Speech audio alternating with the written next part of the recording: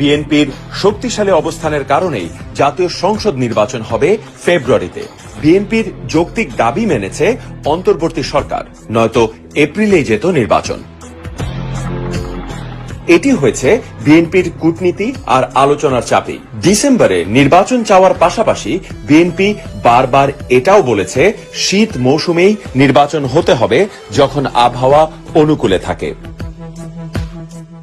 শীতকালীন আবহাওয়ায় মাঠ পর্যায়ে নির্বাচনী কার্যক্রম সহজ থাকে, কৃষি ও ব্যবসায়িক চাপ অনেক কম থাকে, শিক্ষা প্রতিষ্ঠানে চাপ থাকে না।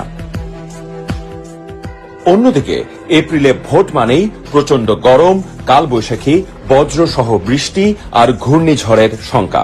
এপ্রিলে নির্বাচন মানে রমজানের মধ্যে প্রচারণা চালানো, বড় মৌসুমে কৃষকদের ব্যস্ত থাকা, বাজেট প্রদানের সময় না পাওয়া। জনগণের কথা চিন্তা করেই গণতন্ত্রের স্বার্থেই এসব বাস্তব যুক্তি তুলে ধরেছিল বিএনপি। তাই তো অন্তর্বর্তী সরকারও রাজি হল। এপ্রিলের চিন্তা বাদ দিয়ে ফেব্রুয়ারিতে নির্বাচন এগিয়ে আনল।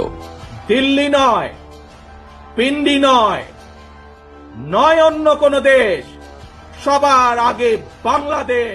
তারেক রহমান স্পষ্ট করে বলেছেন, দিল্লি নয়, পিন্ডি নয়, নয় অন্য কোন দেশ, সবার আগে বাংলাদেশ।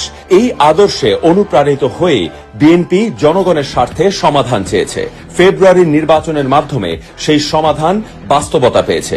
নির্বাচনের তারিখ এখন জনগণের পক্ষে। জয় হয়েছে বাস্তবতা, বিবেচনা আর যুক্তির।